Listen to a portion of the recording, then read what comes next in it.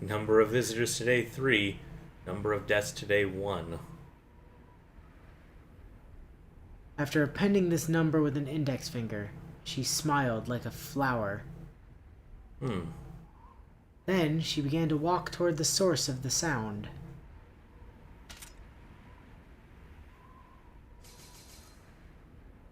It had been 10 minutes since this rhapsody had begun to echo from the House of Mirrors. The amusement park's entrance returned to as it was before, soulless.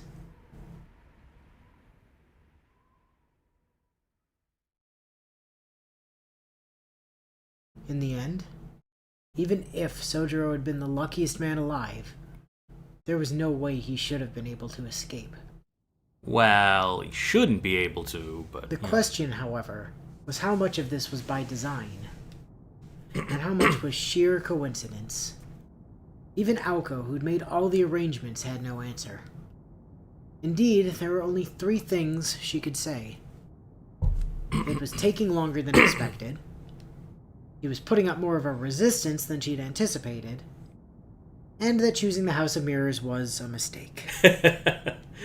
Yeah. Stupid Alice. This was her idea. She'd really screwed the pooch on this one. The location itself was an excellent choice, as the House of Mirrors was perfect as a hunting ground. But seeing her own incompetence reflected in the mirrors was beginning to grate on her. Why can't I aim my gun? Because you're hitting the reflection, Aoko.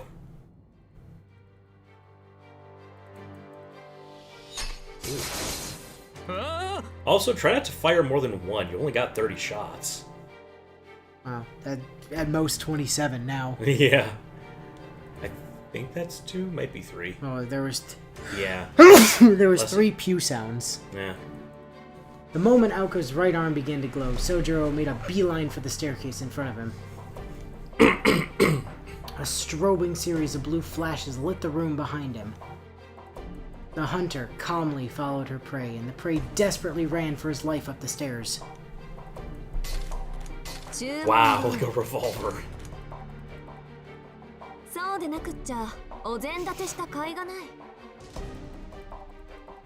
In stark contrast to Soujuuro's frenzied escape, Aoko walked briskly up the stairs. She elected not to run after her prey in order to maintain a set distance. As she lacked confidence in her accuracy, the hardest thing for her to deal with would be if he charged right at her and went down fighting. Although if you lack confidence in your accuracy, the best thing you can do is get him close and shotgun him. Well, yeah. Just pull a Yusuke and, yeah. Turn your finger bang into a shotgun.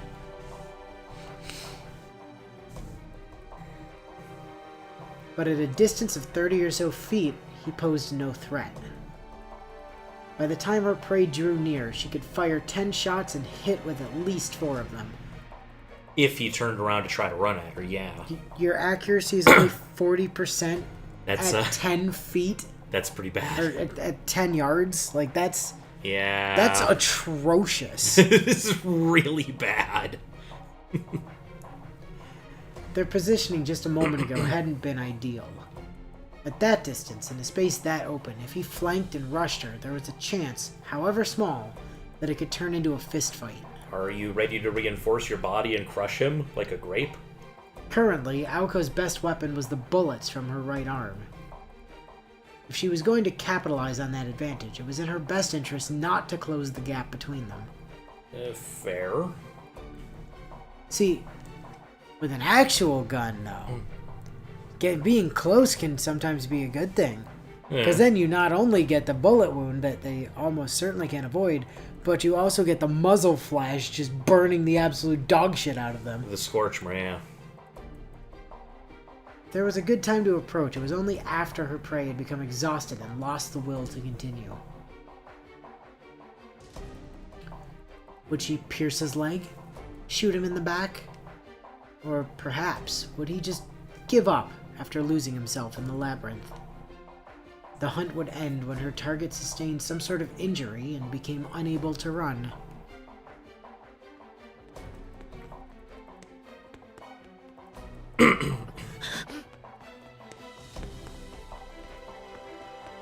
On Soujuuro's end, he could barely bite back on screaming as he bolted through the maze. Even running in a straight line had become difficult, much less searching for an exit.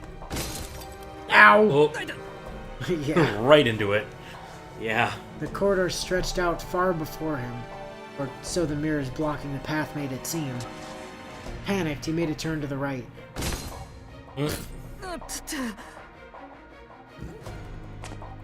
Clutching his head in his right arm, Soujuuro led with his left, groping through the air to see whether a wall was there or not. He dove down the hall to the left, narrowly dodging the bullets targeting his life. Unfortunately, they made glass shrapnel fly at him. Yeah. That can't be good for him either. Urged on by the sound of approaching footsteps, he ran without thinking. That last one was close. A hair closer would have meant his life. He caught the odor of burnt hair from the back of his head. His neck. He was very lucky. Yeah, wow. Or perhaps very unlucky. Well, to be in this situation, yes. If he were actually lucky, he wouldn't be in this situation in the first place. Yeah. The second floor of the House of Mirrors was structured like a giant spiral. It wound left, starting from the outside wall. Eventually, it would lead to a dead end. The more he tried to escape, the more cornered he would become, as though he were trapped in a twisted guillotine.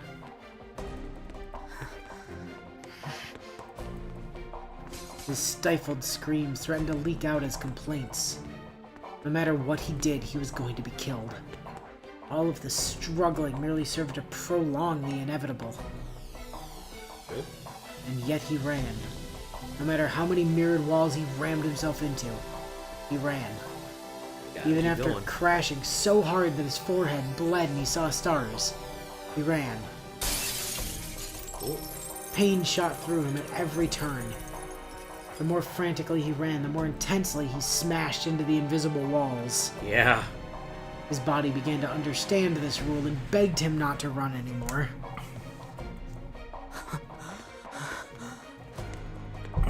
I mean, you'd think, with him realizing that, he'd realize the only direction he ever turned was left, since they said it's just spiraling into the left.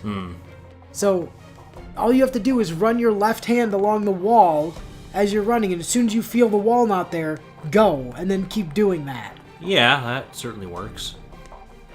If he had the presence of mind to remember that. His breath was already ragged after sprinting a couple hundred feet. No matter how he thought about it, this wasn't normal. This was way too crazy. It was all a bad joke. If he turned around now, she'd apologize to him for taking it too far. Yeah. His mind had gone blank. As his body continued to slam into the mirrors again and again, his feet slowed as they began to believe that perhaps it really was all a joke. But then, Yep. he felt the chill. A touch of death upon his neck.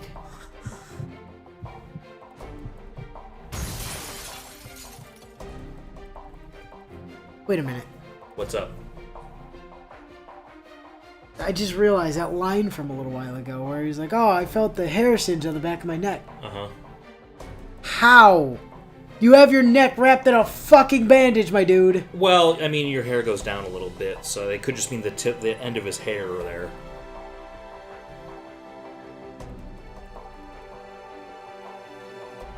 Let's see. Not being an exaggeration to say that Soujuuro knew this kind of terrible chill too well. Ever since he arrived in the city, he'd come face to face with more than one or two near-death experiences. Really? That many? I mean, first time he encountered a car? Yeah, maybe. Probably. For someone who did not understand city life, his present predicament was not unlike when he experienced the traffic on the streets or the commuter rush on the station platform. Oh, God, yeah. He was far from an innocent babe, unable to comprehend life or fear. Rather, everything he had ever known became irrelevant when he was flung into a completely different cultural sphere. Even society's promises of safety, something urbanites took for granted, were threats unknown. So he was used to this already. Though, if you were to be honest, he was dissatisfied with a few things. Yeah, just a few things. Things superfluous to necessity. This world was overflowing with valueless things, and they were all dangerous in some way. Okay, I've now figured out what's going on in that image. Okay. I thought at first that there was a crane that was being suspended from another crane, Oh, but no, it's on top of like a platform, yeah. like a Like- scaffolding platform Yeah, or like something. build a skyscraper. Even the everyday necessities sold at the convenience store were, as far as he was concerned, amazing tools. Civilization had raised the standard of living so high that it had numbed humanity's sense of danger. Yeah, compared to being out in the sticks. The city's constant pursuit of wealth and convenience was a poison to a country boy like Soujuuro. And he didn't have the capacity to accept these conveniences.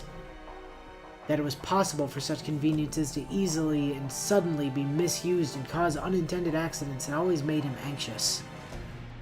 Why? He had to wonder why he was even here.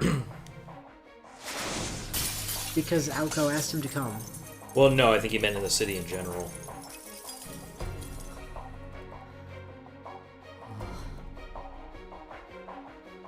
How ironic. It took the real threat of death to finally make him realize, like a divine revelation, what he'd failed to understand until now. Oh? He'd always had to expect the unexpected. Near-death experiences were more common than one might think. To begin with, safety was something that came at a price. Being alive meant that the opposite was always lurking around the corner. It was just like a streetlight at night. When the sun rose, its illumination would naturally disappear. Another barrage of strange projectiles whizzed mercilessly by him. He recalled in the back of his mind the charred remains of someone at the hands of that blue flame 2 nights prior. Somehow this situation reminded him of a horse being led by a dangling carrot. For now, he lifted his head and continued to run through the labyrinth. But for what purpose? Not dying right this second? Like he's thinking about it, that Aoko's trying to lead him somewhere? Though he knew the pain in his chest was very real, he felt disconnected from it. I think I'm having a heart attack, but never mind that, I'm busy. The night sky, visible through the skylight, was a muddy ultramarine, no longer resembling the one he knew.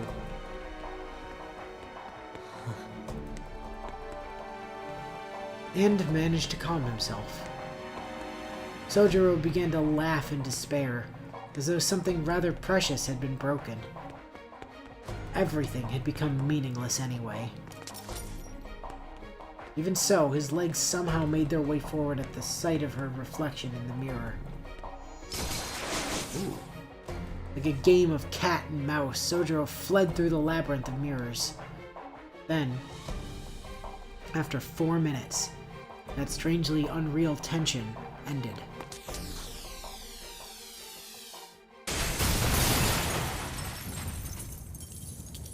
Did you finally shoot a way out of the maze? The 9th shot of blue light hit inches away from him. It exploded the moment it made impact, launching Soujuuro into the opposite wall. Of all the fire he'd taken thus far, this shot indisputably brought him the closest to death. Well, it was close enough to fling you, yeah. Oh. Groaning, he collapsed to the floor. His back was on fire with pain. Literal fire or just a pain? He wasn't bleeding, and he was lucky he could still even scream. Oh, wow. Well, if he was on fire, that would explain the not bleeding thing. It's automatically cauterizing the wound. Maybe. Yet his body refused to move. Yeah, you probably exhausted yourself running that far. Physically and mentally, he still had something to spare. The pain wasn't so bad that it was preventing him to stand up. It was just that there was a skylight above him, and he could glimpse the dark of the night sky beyond. The feeling that overcame him was a raw, selfish bout of grief. It was just so cruel. To have to stare at that for the remainder of whatever short life he had left.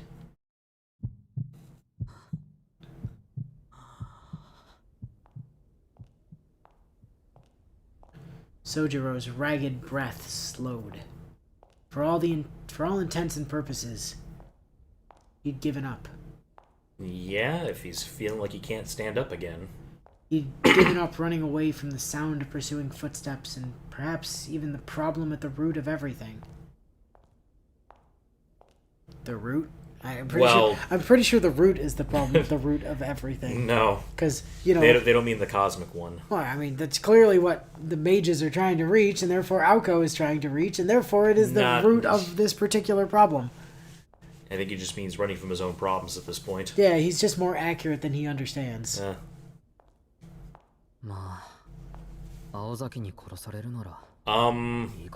Well, at least it wasn't Tobimaru. At least it was a cute girl. Soujuuro Shizuki felt things that, in any other circumstance, he would never feel. Right. Like arousal.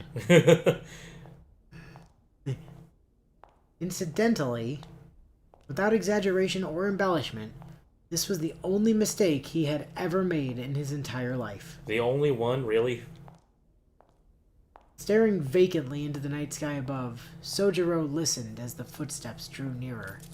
Give up? She actually just said give up in English. Give up? It was the closest her voice had ever been to him.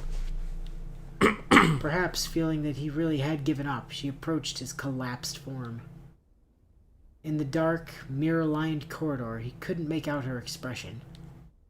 Without a word, Soujuuro raised his eyes to meet his murderer. 返事がないならそれでいいけど。調子狂うわ。普通どうして殺そうとするのかぐらい聞くものじゃない？ You kind of already explained it, though. Aoko spoke from within the shadows. His eyes widened in bewilderment.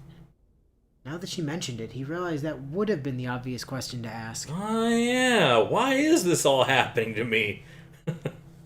I just figured this is the way it was in the city. He'd more or less picked up on the fact that he was being killed for learning some secret, but it was human nature to want to know more. Oh yeah, I guess should want to know that, huh? A simple affirmation. His face was a mixture of resignation and a forlorn longing.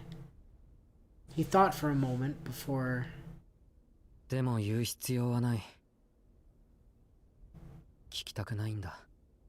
Wow. He responded in a mature, subdued voice.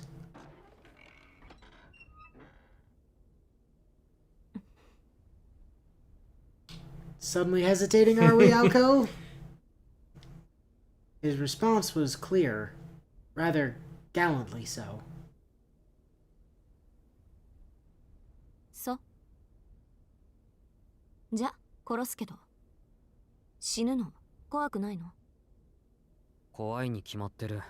Yeah. 何より痛そうだ。Could you, I don't know, just blast me in the head so I don't feel it? Maybe. His face turned wry as he objected, to which Aoko frowned.